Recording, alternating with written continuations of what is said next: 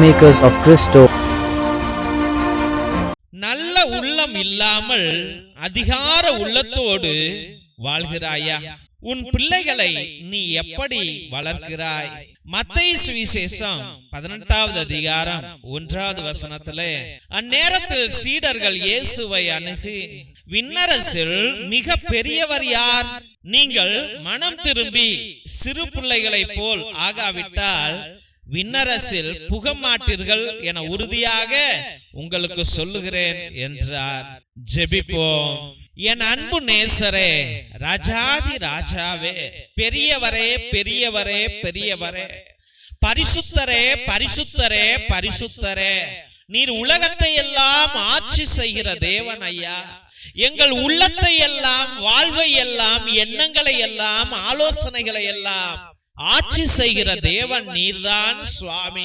ஆமாண்டவரே, நீர் இல்லாமல், உன் சித்தம் இல்லாமல் ஒரு புல்லு கூட அசையாது சுவாமி. அப்பா, தேவாதி தேவனே, ராஜாதி ராஜாவே, அன்றைய நாளில சீடர்கள் வந்து பெரியவர் யார், விண்ணரசில் பெரியவர் யார் என்று கூறினீர் ஆண்டவரே. ஏசப்பா, இந்நாளிலும் அதே கேள்விதான் ஆண்டவரே. அப்பா, ஒவ்வொரு குடும்பத்திலும் அதே கேள்விதான் ஆண்டவரே.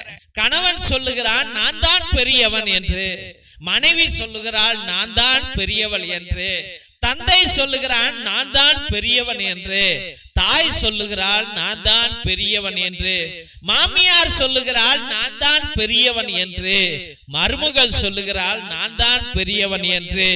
சுவாமி, இந்த உலகம் போட்டா போட்டி உலகமாக மாறி போய்விட்டது ஆண்டவரே. அண்ணன் சொல்லுகிறான் நான் தான் பெரியவன் என்று, தம்பி சொல்லுகிறான் நான் தான் பெரியவன் என்று, அக்கா சொல்லுகிறாள் நான் தான் பெரியவன் என்று. இங்கு அப்பா சுவாமி, எல்லாத்திலும் பண பெருமைகள், ஆஸ்தி பெருமைகள், படிப்பு பெருமைகள், அதிகார பெருமைகள் தான் வாழ்ந்து கொண்டிருக்கிறது ஆண்டவரே.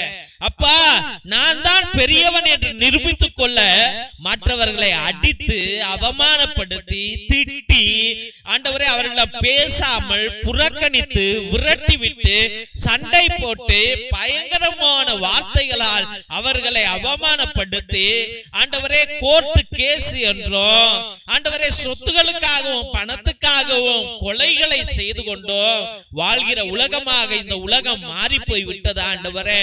நான் தான் பெரியவன், நான் தான் பெரியவன் என்று இந்த உலகம் ஆண்டவரை நிரூபித்துக் கொள்ளதான் ஓடிக்கொண்டிருக்கிறது சுவாமி. அதன் நிமித்தமே அப்பா, தேவனாகிய கர்த்தாவே, ஒவ்வொரு குடும்பமும் இன்று சிதைந்து போயிருக்கிறது.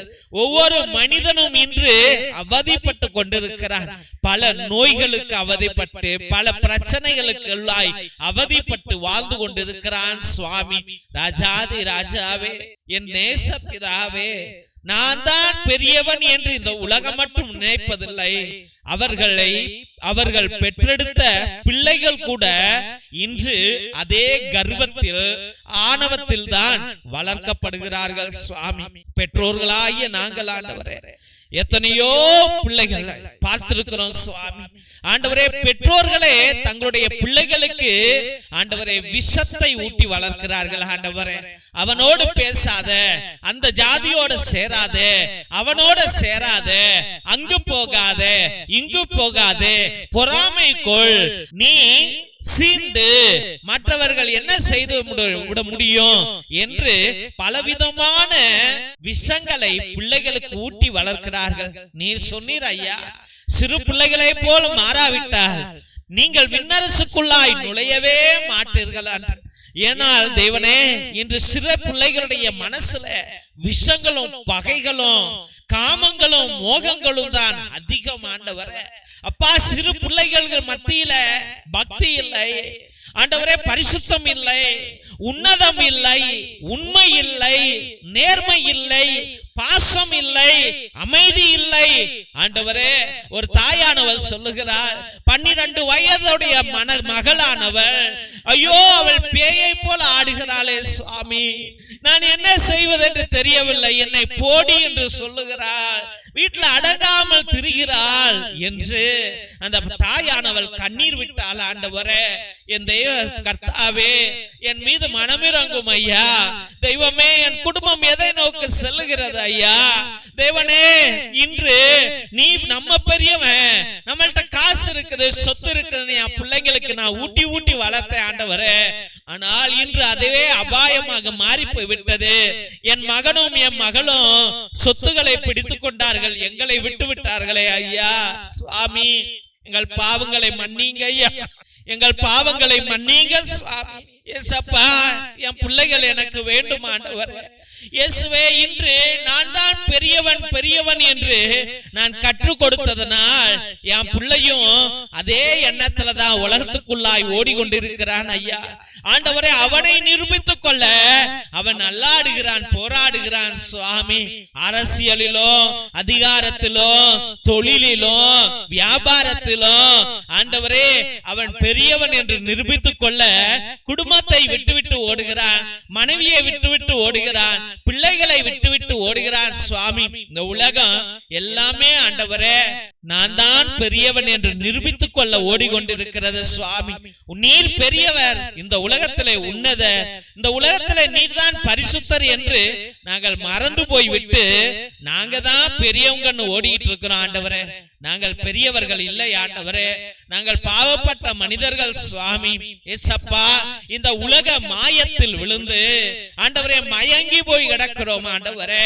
இந்த பொருள் ஆசையில், பண ஆசையில், நகை ஆசையில், காம ஆசையில் விழுந்து நாங்கள் மயங்கி போய் கிடக்கிறோம் ஆண்டவரே.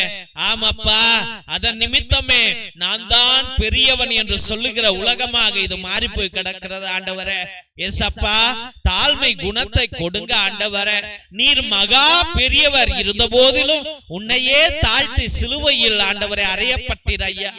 தேவனாகிய கர்த்தாவே, ஒவ்வொரு பெற்றோர்களும் சிறியவர்களே, ஒவ்வொரு மகன் மகளும் சிறியவர்களே, ஒவ்வொரு மாமியார் மாமனாரும் மருமகள் மருமகன்களும் சிறியவர்களே.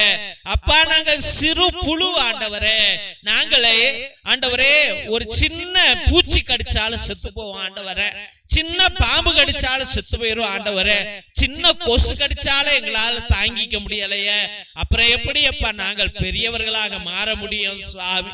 ஏசப்பா, நாங்கள் எல்லாரும் மாம்ச மனிதர்கள் ஐயா, நாங்கள் அழிந்து போவோம் ஐயா, நாங்கள் என்னாலும் சிறியவர்கள் தான் ஐயா. இந்த அழிந்து போகிற பொருட்களை வைத்துக் கொண்டு நான் தான் பெரியவன் என்று சொல்லிக் கொண்டிருக்கிறேனே, அந்த சூழ்நிலைக்கு, அந்த மனநிலைக்கு என்னை தள்ளும் அந்த சாத்தான்களை எல்லாம் விரட்டி அடியுங்க ஆண்டவரே. என்னையே தாழ்த்தி கொண்டு நல்ல கிறிஸ்தவனாக வாழக்கூடிய கிருபையை கொடுங்க ஐயா. ஏசப்பா, தெய்வமே, ராஜாதி ராஜாவே, அப்பா, சிறு பிள்ளைகளை போல மாறக்கூடிய கிருபையை கொடுங்க ஐயா. என் மனசுல அமைதி இருக்கணும் ஐயா, என் மனசுல சந்தோஷம் இருக்கணும் ஐயா, என் மனசுல ஏசப்பா நீர் இருக்கணும் ஐயா. தெய்வமே, என் மனசு படபடன்னு இருக்க கூடாது ஐயா, நான் பயப்படவே கூடாது ஐயா. ஏசு ராஜாவே, நீர் பெரியவர், என் உள்ளத்துக்குள்ளா இருக்கும் பொழுது எனக்கு ஏன் பயம்? தேவனாகிய கர்த்தாவே, நீர்தான் உன் பிள்ளைகளை வழிநடத்துவீர், வாழ வைப்பீர் என்று முழுமனதோடு ஜெபித்து அருமையான பிள்ளைகளை உம்முடைய பரிசுத்தமான கல்வாரி பாதத்துல சமர்ப்பித்து ஜெபிக்கிறோம் எங்கள் ஜீவனுள்ள நல்ல பிதாவே. ஆமென், ஆமென், ஆமென். சிலுவை ஆசீர்வாதத்தை பெற்றுக் கொள்வோம். தந்தை ஆசீர்வாதத்தின் திருசிலுவை, திருசிலுவை உனக்கு வெளிச்சமாய் இருக்கிறது. நரக சர்ப்பம் உனக்கு அதிபதியாக வேண்டாம். சாத்தானே அப்பாலே போ. அபத்தங்களை இப்பிள்ளைகளுக்கு போதிக்காதே. நீ கொடுப்பது தீது, நீயே அந்த நஞ்சை உட்கொள். நற்கருணை ஆசீர்வாதத்தை பெற்றுக் கொள்வோம். எல்லாம் அல்ல இறைவன், தந்தை, மகன், தூய ஆவியார் உங்களையும் உங்கள் குடும்பத்தாரையும் ஆசீர்வதித்து வழி நடத்தி காத்திருள்வாராக. ஆமென், ஆமென், ஆமென். இயேசுவில் அன்பார்ந்த சகோதர சகோதரிகளை, ஒவ்வொரு நாளும் மதியம் 3 மணியிலிருந்து 5 மணி வரைக்கும் தேவனோடு ஒன்றித்து ஒவ்வொரு பிள்ளைகளுக்காக ஜெபித்துக் கொண்டிருக்கின்றோம். உங்களுடைய கருத்துக்களை கீழே இருக்கிற வாட்ஸ்அப் நம்பருக்கோ இல்லை லைவ் சாட் மூலியமாக கூட நீங்கள் உங்கள் கருத்துக்களை அனுப்பலாம். உங்களுக்காக ஒவ்வொரு மணி ஜெபத்திலும் ஒப்பு கொடுத்து உங்களுக்காக ஜெபித்துக் கொள்ளப்படும். உங்களுடைய திருப்பலி கருத்துக்களை நீங்க வாட்ஸ்அப் மூலியமாக அனுப்புங்கள். இதே நம்பருக்கு, கீழே இருக்கிற நம்பருக்கு உங்களுடைய கருத்துக்களை அனுப்பிவிட்டு அதே நம்பருக்கு கூகுள் பே மூலியமாக 100 ரூபாய் கட்டும்படியாக அன்போடு வேண்டுகிறோம். தெய்வ பிள்ளைகளே, ஒரு சில பேரு ரொம்ப நாள் கஷ்டமா இருப்பீங்க, ரொம்ப வேதனையில இருப்பீங்க. அவர்கள் 1 திருப்பலியோ 3 திருப்பலியோ 5 திருப்பலியோ 7 திருப்பலியோ 9 திருப்பலியோ 12 திருப்பலியோ 33 திருப்பலியோ 77 திருப்பலியோ, உங்களுடைய கருத்துக்கள், உங்களுடைய பாரம் எப்படி இருக்கிறதோ அதை பொறுத்து உங்களுடைய கருத்துக்களை அனுப்பி திருப்பலியை நிறைவேற்றும்படியாக, நேர்த்தி கடன் செய்து கொள்ளும்படியாக அன்போடு வேண்டுகிறோம். ஒரு சாமியார் 2 மணி நேரம் உட்கார்ந்து எல்லா ஜபங்களையும் அவரே சொல்லி, அதே ஒரே ஸ்பிரிட்டோட, ஒரே ஆத்மாவோட, ஒரே சக்தியோடு உங்களை இந்த பலிபீடத்தில் சமர்ப்பிக்கிறேன் என்றால், கடவுள் வானக தந்தை உங்கள் மீது எவ்வளவு கருணை கொள்வார் என்பதை நீங்களே புரிந்து கொள்ளுங்கள். மற்றும் தெய்வ பிள்ளைகளை, நீ ஒரே ஒரு உதவி கேட்கிறேன். என்னவென்றால், இதை பார்க்கிறவர்கள் தயவு செய்து சப்ஸ்கிரைப் பண்ணுங்க, அந்த பெல் பட்டனை அழுத்துங்க.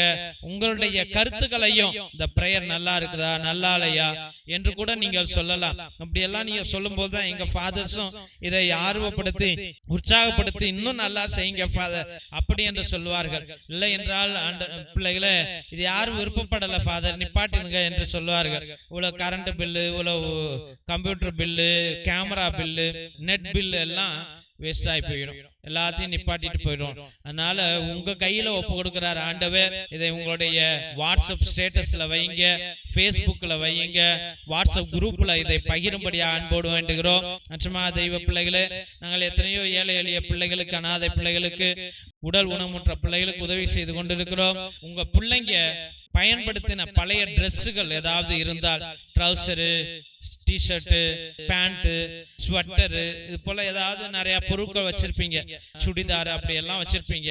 அது ஒருவேளை உங்களுக்கு பயன் இல்லாமல் இருந்தால் எங்களுக்கு அனுப்பினால் நாங்கள் ரொம்ப சந்தோஷப்படுவோம். எங்க பிள்ளைகளுக்கு அது உதவும் என்பதை அன்போடு தெரிவித்துக் கொள்கிறோம். இன்னும் ஏதாவது காசு உள்ளவர்கள் இந்த ஜபத்துல நீங்கள் ஈடுபட்டு இருந்தால், தெய்வ பிள்ளைகளே, உங்க பேரால எங்க பிள்ளைகளுடைய குடிசைகள், எங்க மக்களுடைய குடிசைகள்ல கரண்ட் கிடையாது, ரோடு கிடையாது, வசதிகள் கிடையாது. ஒரே ஒரு சின்ன குண்டு பல்பு, சோலார் பல்பு உங்களால முடிஞ்சா ஒரு 2-3 வாங்கி எங்களுக்கு கொடுங்கள்.